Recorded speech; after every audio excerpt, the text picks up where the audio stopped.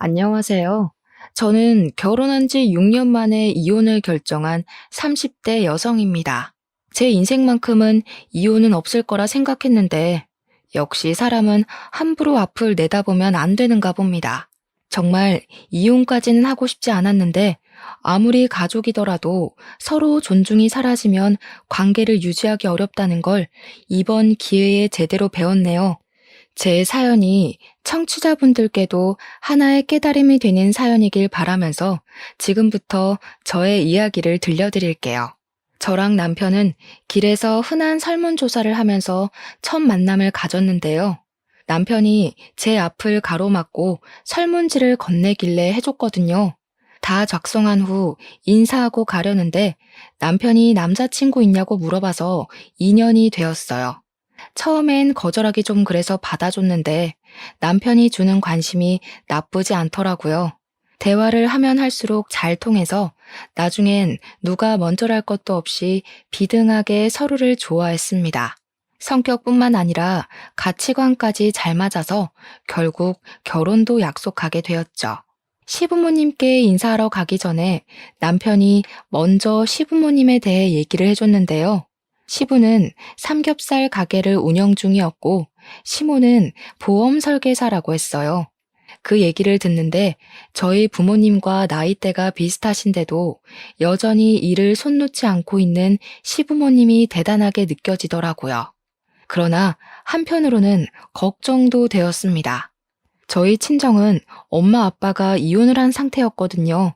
아빠랑은 아예 연락이 안 되었고 엄마는 제가 주는 생활비로만 지내고 계셔서 혹시라도 남편 집안에서 우리 집안 때문에 결혼을 반대할까봐 불안했어요. 그래서 남편에게 미리 저희 집안에 대해 얘기를 해줬습니다. 아빠가 질이 좀 안 좋은 사람이었다고, 엄마랑 이혼을 한 결정적인 이유가 도박 때문이었다고요. 그리고 아빠 빚 때문에 파산하게 된 우리 집을 저랑 엄마랑 아등바등 살면서 가세를 일으켰다는 것도 말했어요. 걱정 마. 우리 부모님 오히려 거저 먹으면서 자란 젊은이들을 더 싫어해. 온실 속 화초처럼 자란 사람들은 인정머리가 잘못되었다면서 젊을 때부터 이것저것 부딪혀보고 산 사람들은 생활에 임하는 태도가 다르다는데 그건 나도 좀 인정하는 부분이야. 남편은 그런 것에 전혀 개의치 않는 사람이었습니다. 제 형편을 알고도 저라는 사람 자체를 좋아해 줬어요. 남편 말로는 내가 너무 걱정하는 것 같아서 시부모님한테 미리 언지를 했었대요. 근데 시부모님도 저희 집안 사정 알면서 오케이 했다더라고요. 남편 덕분에 한결 편한 마음으로 시부모님을 뵀는데 시부모님은 정말 저에 대해 무례한 질문 하나 없으셨고 오히려 저에게 좋은 걸 먹이고 싶어서 후하게 대접을 해주셨습니다. 그래서 저는 사실 이 결혼에 별 문제 없을 줄 알고 직진만 했어요. 분가로 신혼을 시작했고 혼수랑 예단은 남편과 상의해서 서로 안 하는 걸로 합의를 보았죠. 저희들의 결정을 시부모님께서도 좋아해 주셔서 다행이었어요. 저랑 남편은 맞벌이를 하면서 차곡차곡 돈을 모았고 신혼살림을 하나씩 구입하는 재미로 잘 살았습니다. 그렇게 평소와 같은 어느 날 시댁에 밥을 먹으러 갔다가 알게 된 사실이었는데요. 시부 가게에서 일하는 아르바이트생이 가게에 돈을 들고 튄 사건이 발생했다는 거예요. 그 도둑은 대학생 신분이라 하대요. 사실 CCTV로 충분히 그 도둑놈을 잡을 수 있었지만 시부가 오죽 상황이 어려웠으면 돈을 훔쳤겠나 싶어서 그냥 내버려뒀다고 하더라고요. 그날은 도둑놈이었지만 그동안은 가게 일을 착실하게 해낸 착한 아르바이트생이라고 하면서요. 그 총각이 아무리 착하면 뭐해요? 결국 남한테 피해를 준 건 틀림없는 사실인데 자기 형편 어렵다고 남의 돈 막 훔쳐가면 되나? 자기가 돈 벌어먹기 힘든 줄 알면 남의 집 사정도 마찬가지로 어려울 수 있다는 걸 알아야지. 걔는 뭐 돈 들고 튀면서 마음이 좋았겠어? 그런 건 아무런 상관이 없는데 다만 앞으로 일이 걱정이네. 일손이 하나 모자라서 말이야. 다른 아르바이트생 구하자니 오늘 같은 사고가 안 날 거란 보장도 없고 걱정이야. 그 소리를 듣고 저는 시부의 인품에 감탄을 했습니다. 저 같으면 당장 신고해서 혼쭐을 내줬을 것 같거든요. 여기까지 저는 분명 시부를 좋게 봤어요. 그 일로 인해 시부가 아르바이트생 구하기 힘들다고 고민을 하시길래 저 또한 시부의 걱정을 함께하며 요즘 세상 각박한 걸 대신 욕해드렸죠. 근데 그 상황에 갑자기 시모가 제게 황당한 제안을 하더라고요. 그 때문에 저는 더 이상 시부를 걱정해주지 못했고 오히려 시부모님을 향해 의심을 품었습니다. 내가 한 가지 괜찮은 방법이 있는데 세아가 그러지 말고 네가 일 그만두고 시애비 가게에서 일하는 거 어떠니? 우리가 월 200만 원은 챙겨줄 테니까 직원으로 들어와도 괜찮을 것 같은데 지금 하는 일은 팍팍할 거 아니냐. 가족이랑 같이 일하면 마음도 편하고 얼마나 좋아. 시모가 제게 이 말을 하자마자 뭔가 알겠더라고요. 시부모님은 아르바이트가 안 구해진다고 고민을 하셨지만 아르바이트를 구할 생각이 없으셨던 거예요. 신원 확실한 저를 설득시켜서 싼값에 일을 시키고 싶었던 거죠. 가족이랑 같이 일하면 마음이 편하다고요? 여러분이 생각하기에도 과연 그렇다고 보십니까? 친가족이랑 사업을 해도 싸우기 마련인데 시댁이랑 일을 하면 얼마나 말 못할 고충이 많겠어요.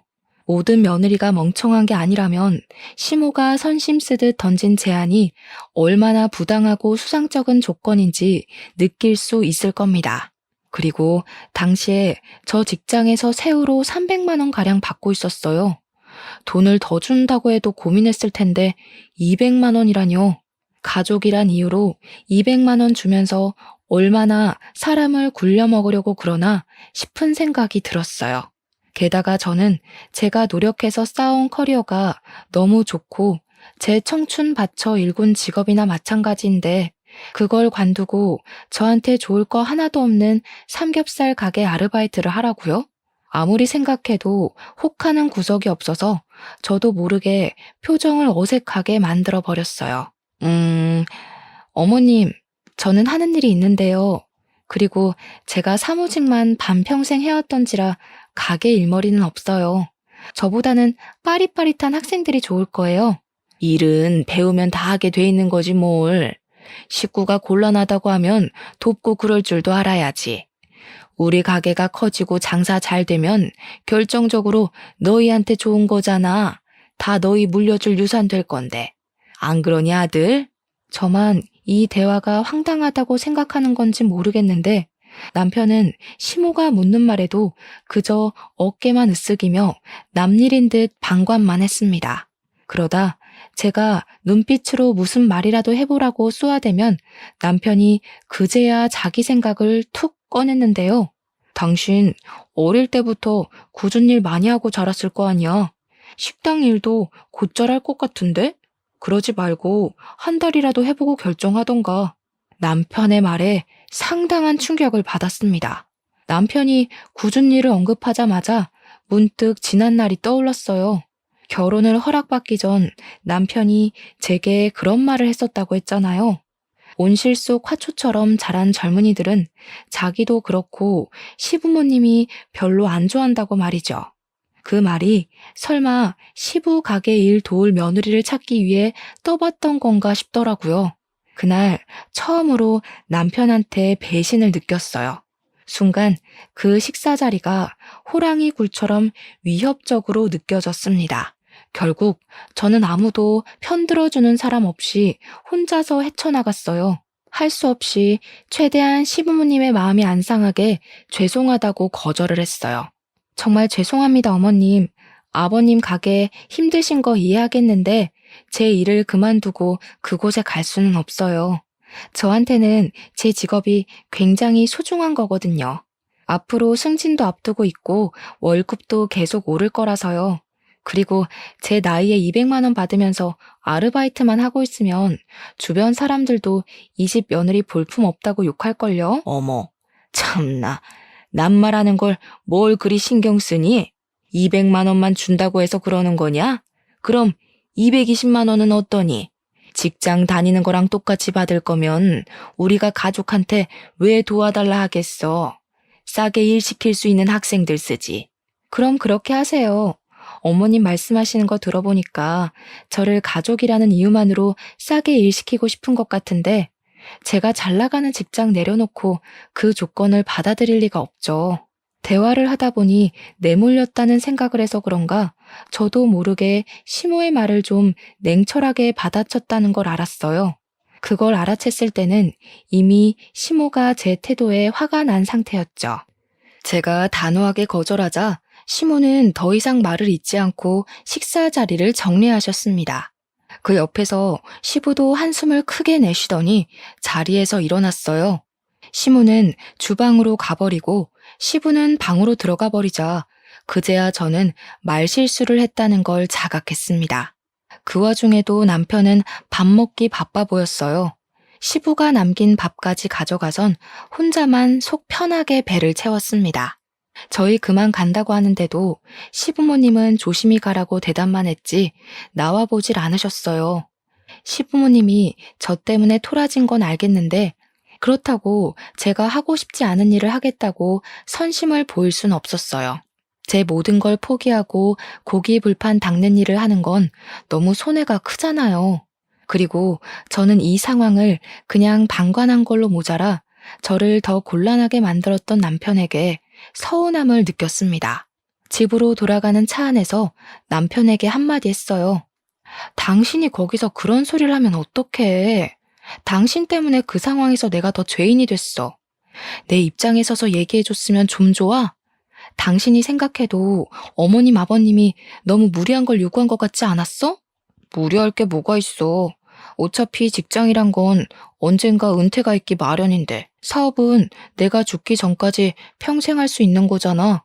엄마 아빠가 일 못하게 되면 그 사업 우리 물려준다는데 미래를 생각해서 부모님한테 잘 보여놓으면 좋지 뭘 그래. 그래서 당신도 내가 10년 넘게 쌓은 커리어 포기하고 삼겹살 집에서 아르바이트를 해야 된다는 거야? 나중에 우리가 그 가게 물려받을 거니까. 이유가 그거라면 어머님 아버님도 좀 너무하시네. 멀쩡한 아들 놔두고 왜 남의 집 자식한테 직장을 관두라고 한대? 너랑 내가 남이냐? 아무래도 부모님이 기성세대다 보니까 생각하는 게 옛날 방식이라서 어쩔 수 없지. 나는 부모님 살아계실 동안만이라도 아들 선호한 마음 존중해주고 싶어. 부모님한테 자식은 나밖에 없잖아. 당신이 이해해줬으면 좋겠는데. 옛날 방식으로 사는 사람이라고 이해 안 되는 상식을 밀어붙이는 건 제겐 납득이 안 되었습니다. 저 또한 저희 엄마에게 하나밖에 없는 자식이에요. 옛날 방식 고수하면서 아들은 한자리 하면서 커야 된다는 시부모님 사상에 손뼉 맞춰주고 싶은 생각 추호도 없었어요. 남편이 제게 서운함을 표현했지만 저야말로 저를 이해해 줄 줄 알았던 남편에게 배신을 당한 것 같아서 기분이 상했던 날이었네요. 어쨌든 제가 시부모님께 직접 안 된다고 거절을 했으니 새 아르바이트생을 구할 거라고 생각했습니다.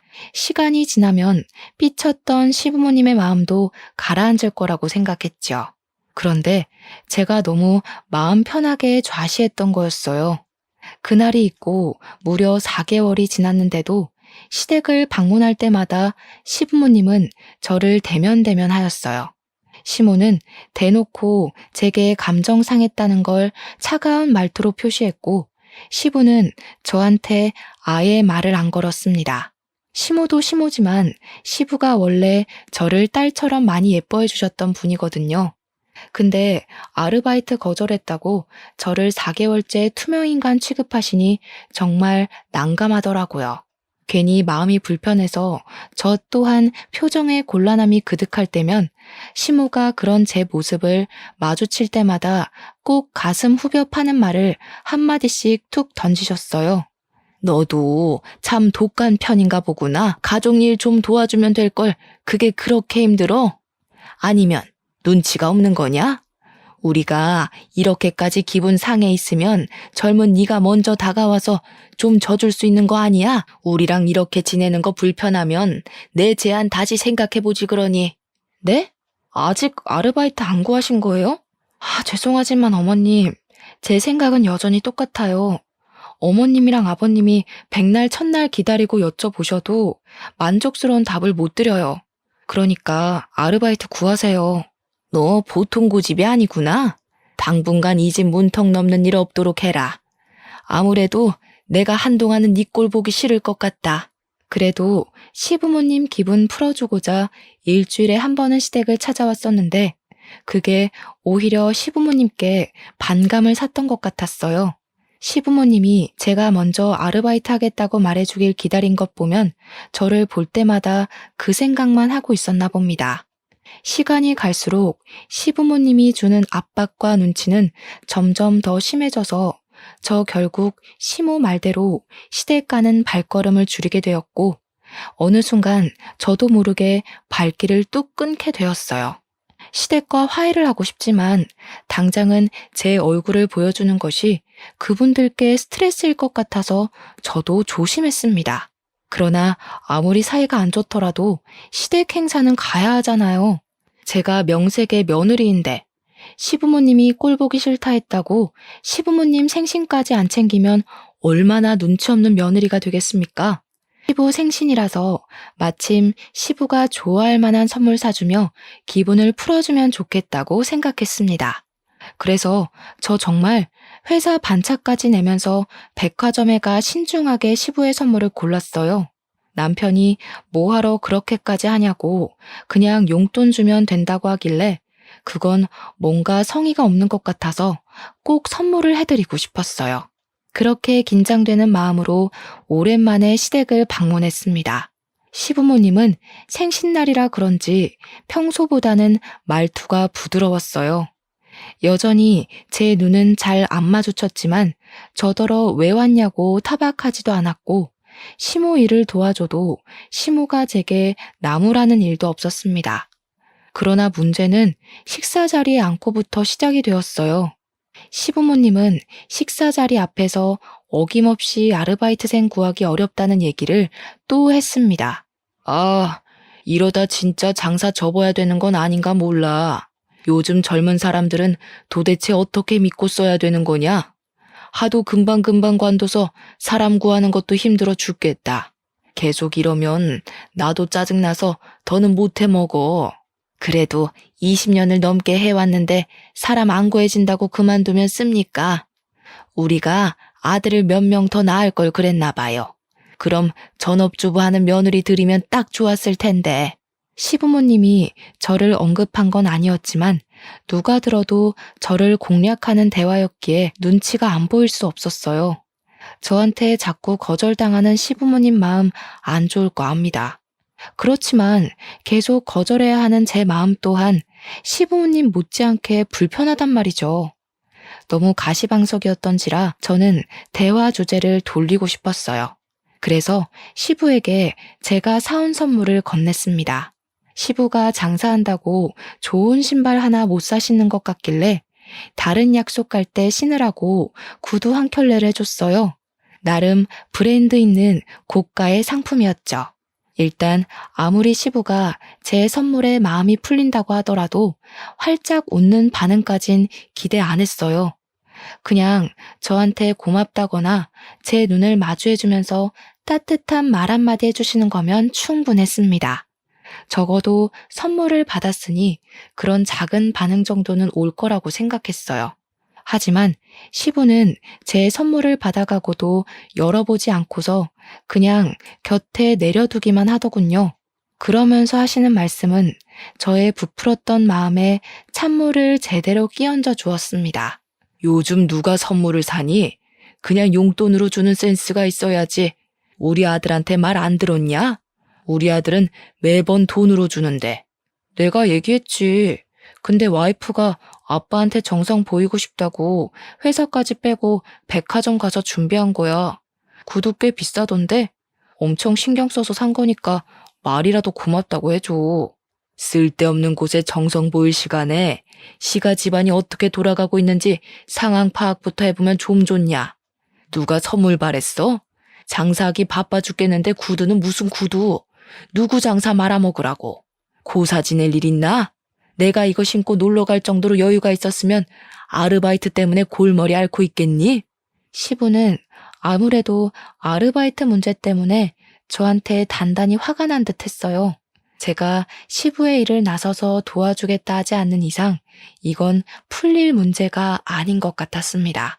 그래도 신경 써서 시부모님의 마음을 풀어주고자 진심을 많이 기울였는데 시부한테 매정한 말을 들으니 정말로 속상하더라고요.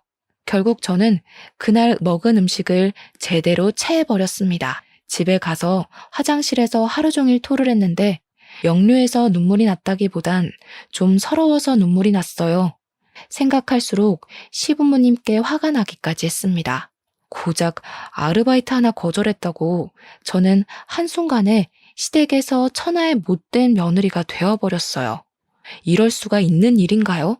그렇다고 제가 생각을 바꿀 것도 아니고 시부모님도 저를 배려해 줄 생각이 없고 어쩔 수 없이 저랑 시댁의 사이는 계속해서 멀어져 갔어요.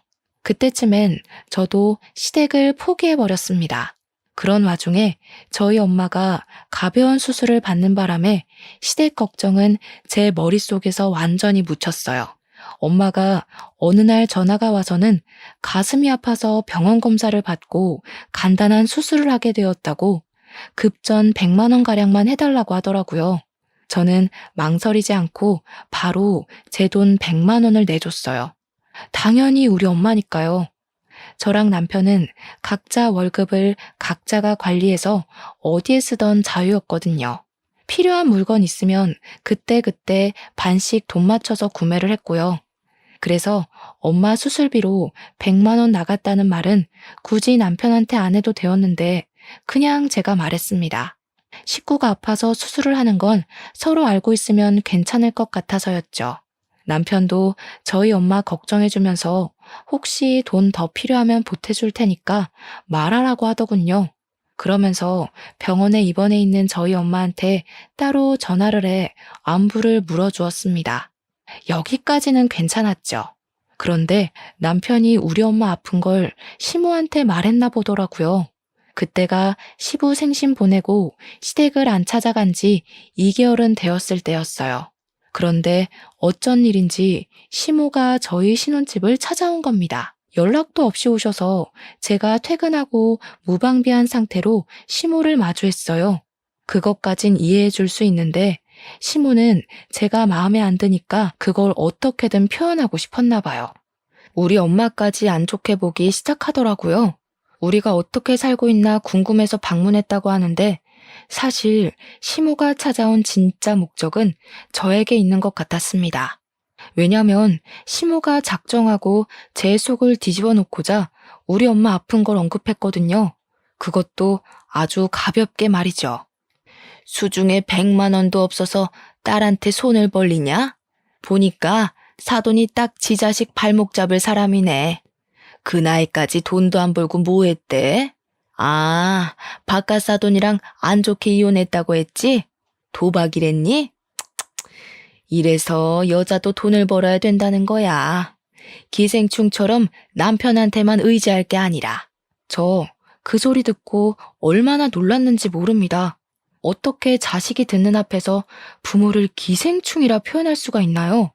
시모가 여태 말을 빙빙 돌려서 사람 피말리며 차갑게 말한 적은 있어도 대놓고 사람 기분 나쁘라고 하는 말은 처음이었어요. 어떻게 사람이 저런 저렴한 멘트를 입에 담을 수가 있는 건지 어이가 없어서 저도 모르게 시모를 노려보았습니다. 그러자 시모가 제 표정을 딱 알아채고는 지금 째려보는 거냐고 콧방귀를 뀌더라고요. 내가 뭐 틀린 말 했니? 사돈하는 짓이 오죽 답답했으면 이러겠어? 너 생각을 해봐라. 다른 집 보험사들은 사돈 댁에서 보험 다 들어주고 한다는데 나는 사돈이 땡전 한 푼 없는 사상위 계층이라 도움도 못 받고 서럽지 않겠어? 그럼 이 정도 말은 할 수 있는 거지. 그런데 어딜 눈을 부라려?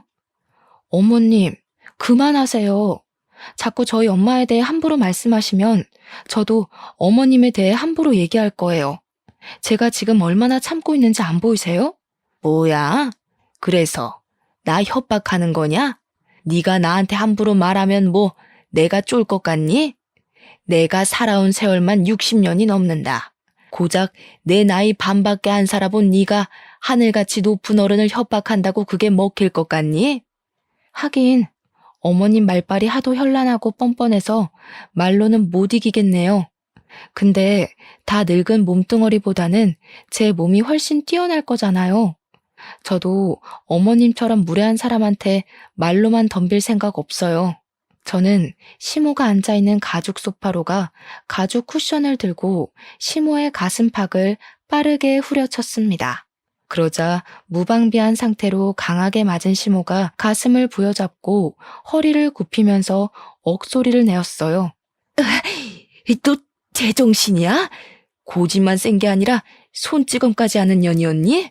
아무리 개념이 없어도 그렇지 어디서 건방지게 어른을 때려? 안 아프잖아요. 한 수천 대는 더 맞으셔야 어머님 말 때문에 상처받은 제 기분 아실 것 같은데요. 저희 엄마 깔본 것도 반성하실 것 같고요. 얼굴 맞기 싫으면 손 치우시죠. 이것이 뭘 잘못 처먹었나? 너 이거 내 아들한테 다 말할 거야. 절대 그냥 안 넘어갈라니까 당장 이혼 도장 준비해놔라. 네, 준비할게요. 그럼 이제 제 어머님도 아니시니까 우리 엄마 모욕한 아줌마 취급해도 되는 거죠? 전 생판 남한테는 자비가 없는 사람이라서요. 저는 그대로 가죽 쿠션을 시모 얼굴로 날렸습니다. 시모의 가슴팍을 후려쳤을 때보다 훨씬 감정을 담았고 센 힘으로 휘둘렀어요. 그러자 시모가 코를 부여잡더니 아까보다 더 고통스러운 소리를 빽 지르더군요. 한 대로 아쉬워서 제가 한 번 더 쿠션을 치켜들었더니 시모가 저를 밀치고 불이 나게 집을 박차고 나가버렸습니다.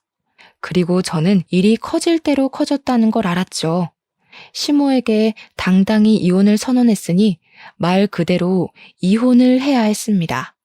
당연히 이 사실을 알았을 남편은 시모의 말만 들었을 테니 시모 편에 서서 제게 항의할 거라 예상을 했어요. 역시나 예상 적중이더군요. 남편은 집에 오자마자 저한테 삿대질을 하면서 성질을 내었습니다. 당신 우리 엄마 코피 터뜨렸다면서? 제정신이야? 어떻게 나이 많은 어른한테 손찌검을 할 수가 있어? 당신 그렇게 안 봤는데 예의라곤 말아먹은 사람이었어? 긴 말하지 말고 그냥 도장 찍자. 나도 우리 집 비렁뱅이라고 대놓고 비웃는 집이랑은 상종하기 싫어. 우리 엄마더러 기생충이네. 그러니까 이혼한 남편도 그 모양 그 꼴이지. 이런 욕하는 어머님을 내가 앞으로 어떻게 모시겠어? 남편은 시모가 우리 엄마를 모욕했는진 몰랐는지 제 말에 약간 당황했습니다. 저는 너무 분해서 눈물까지 흘렸어요. 남편에게 입장 바꿔 생각해보라고 내가 손찌검 끝까지 참았어야 했냐고 짜증을 내버렸습니다. 아무리 그래도 대화로 잘 풀면 되는 걸. 당신이 너무 섣불렀어. 우리 엄마 놀라서 알아누웠다고. 당신이 먼저 가서 사과하는 게 좋을 것 같은데. 그래. 이래서 내가 당신은 별로 설득 안 하고 싶다. 내가 사과를 왜 해? 이제 이혼하면 아무짝에 상관없는 사이인데 우리 엄마 아픈 걸로 깔보셨으니까 벌 받는 거라고 생각하라 그래. 뭐? 야, 이혼이 누구 집 개 이름이냐? 이혼은 무슨 이혼? 그냥 네가 가서 사과하면 다 해결될 문제야. 왜 매번 우리 부모님한테 져주질 않아? 꼭 어른을 이겨먹어야 되겠어? 반대로도 묻고 싶네. 꼭 자식 같은 젊은이를 이겨먹어야겠냐고. 나이 많다고 무조건 배려받기만 원하지 말고 먼저 선심을 보였어야지. 이혼하기 싫으면 어머님 보고 직접 와서 나한테 사과하라고 해. 우리 엄마 깔본 것도 정식으로 사과하라고 하고. 안 그럼 이혼이야. 남편은 제 말에 고민하는 것 같더니 그마저도 자기 자존심 때문인지 제게 굽히고 들어가려 하지 않았습니다. 결국 저더러 마음대로 하라고 짜증만 낸 뒤에 돌아서 버리더군요. 이쯤 되니까 제가 누구를 사랑했고 누구를 위해 이 집 식구가 되어 마음고생을 했는지 모르겠더군요. 저랑 찰떡궁합인 줄 알았던 남편이 결혼 생활 몇 년 만에 이렇게 변해버린 모습을 보자 너무 서러웠어요. 그래서 결국 저는 남편과의 6년간 결혼 생활을 마침표 찍게 되었습니다. 시모한테 끝까지 사과를 받지 못한 게 마음에 걸렸지만 이혼을 하고 나니까 그래도 속은 시원하더라고요. 저는 이혼을 하고 시골 사는 친정엄마를 서울 집으로 모시고 와 같이 지냈습니다. 엄마가 저를 많이 걱정해줬는데 저는 엄마한테 제가 무슨 이유로 이혼했는지는 밝히지 않았어요. 그냥 성격 차이라고만 둘러댔죠. 엄마랑 지내니까 왠지 10대로 돌아간 것 같은 기분이었어요. 이혼 전에는 누군가의 아내로 며느리로서 그 역할을 잘 해내려고 어른인 척 했었는데 엄마 옆에선 영락없는 딸이 될 수 있어서 마음이 편했습니다. 그렇게 무탈한 시간을 보내던 어느 날이었어요. 갑자기 제 앞으로 사망보험금이 떨어진 겁니다. 너무 액수가 커서 이게 뭐지 하고 알아봤다가 우리 아빠의 사망보험금이란 걸 알았어요. 제가 어릴 적 엄마가 이혼을 했기 때문에 그 이후로 쭉 아빠 소식은 못 듣고 지냈는데요. 아빠 존재도 생각 못하고 살았는데 갑자기 교통사고로 소식을 알린 아빠 때문에 많이 당황했습니다. 당연히 우리가 장례식을 해줄 필요는 없었어요. 하지만 아빠를 챙겨줄 사람이 없다는 것까지 알게 되자 엄마가 아빠의 장례식을 도맡자고 결정 내리셨어요. 아무래도 엄마가 13억이란 사망보험금을 그냥 받기가 좀 그랬나 보더라고요. 저는 엄마의 의견을 존중하여 아빠 3일장을 무사히 치러주었습니다. 그런데 저희가 당황할 일이 한 가지 더 남아 있었어요. 이미 13억이라는 보험금 수익자가 된 것만으로도 당황스러운데 아빠가 도박을 해서 돈을 딴 적이 있었나 봅니다. 아니 글쎄 아빠 앞으로 된 땅이 하나 있었더라고요. 그것마저 저한테 유산으로 돌아온 겁니다. 졸지에 평범한 직장인이었던 제게 땅이 생기고 억대 자산가 되었어요. 마치 복권 1등에 당첨된 것처럼 당황스러웠지만 저는 이걸 그동안 마음고생한 값이라 생각하고 받아들였습니다. 신혼집을 나오고 엄마랑 같이 월세에 살던 저는 엄마랑 둘이 살 집을 구하게 되었어요. 살면서 아파트를 매매로 들어가게 될 줄은 몰랐는데 그 꿈을 생각보다 빨리 이루게 되어 기뻤습니다. 새 집으로 이사를 간 저희는 이삿짐 정리로 정신이 없었어요. 그런데 엄마가 시골 사람이라 정이 많은데 굳이 신경 안 써도 되는 옆집에 자꾸 떡을 갖다 주라고 챙겨주는 겁니다. 엄마, 서울에서는 이런 거 안 해. 떡 주는 것도 옛날이나 고맙다고 받았지 요즘에는 이런 거 주면 의심만 받는다니까. 저는 2020년대에 떡을 갖다 주러 아파트 이웃집에 들르는 것이 민망해서 괜히 더 엄마한테 투덜거렸어요. 그러니 엄마가 세상 팍팍해진다고 덩달아 팍팍해지지 말라고 타박하더라고요. 저는 할 수 없이 떡을 들고 옆집 가서 초인종을 눌렀습니다. 그러자 웬 총각이 한 분 나왔는데요. 출근하는 길인지 가방을 챙겨 들고 있는 모습이었어요. 어리둥절해하는 총각에게 저는 쓸데없는 말 안 하고 바로 떡을 전해주었습니다. 혹시라도 안 좋은 기색을 보이면 어쩌나 걱정했는데 다행히도 총각이 엄청 고마워하더라고요. 예의상 고마워한 게 아니었어요. 고맙다는 말을 계속하면서 그걸 그 자리에서 입에 물더라니까요. 그리곤 그대로 손으로 들고 먹으면서 엘리베이터 타고 내려갔습니다. 그 뒤로 희한하게 그 총각이랑 자주 마주치게 되었어요. 떡을 주고받았으니 서로 안면은 이미 텄고 그러다 보니 가벼운 대화까지 많이 나누게 되었는데요. 신기하게도 그게 인연이 되어서 연락처를 주고받았지 뭡니까. 좀 친해지고 나서 보니까 남자 직업이 기자란 것도 알 수 있었어요. 그래서 밤낮 구분 없이 특종만 있으면 날아다닌다고 끼니를 잘 못 챙겨 먹더라고요. 제가 떡을 준 날도 12시간 밥을 굶은 상태였는데 마침 우리 엄마가 챙겨준 떡 덕분에 든든했다고 또 한 번 고마웠다고 했습니다. 그게 괜히 마음에 걸렸던 저는 엄마한테 옆집 이야기를 하다가 그분의 사정까지 말하게 되었는데요. 엄마가 집에 데려와서 밥 먹이자고 하대요. 그러려고 말한 것 아니었는데 솔직히 나쁘지 않은 제안 같아서 제가 그분께 엄마 말을 전달해 줬더니 사양 안 하고 바로 기뻐하는 거 있죠. 그때부터 그분은 정말 부지런히 저희 집 초인종을 눌렀습니다. 덕분에 집에서 심심하기만 했던 엄마는 옆집 총각 밥 해주는 재미로 살았어요. 본의 아니게 셋이서 겸상하는 날이 들어갔는데 그 정 때문인지 어느 날 기자분이 제게 마음이 있다고 고백을 했습니다.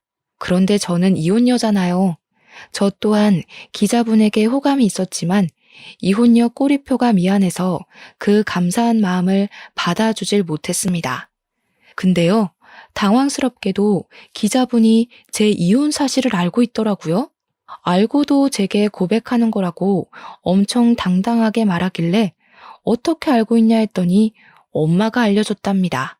저 몰래 총각한테 제 얘기를 많이 했나 보더라고요. 저랑 만나보라는 말까지 했다는 거 아니겠어요? 엄마 때문에 민망했지만 어쨌든 저는 그렇게 그 기자분이랑 사귀게 되었어요.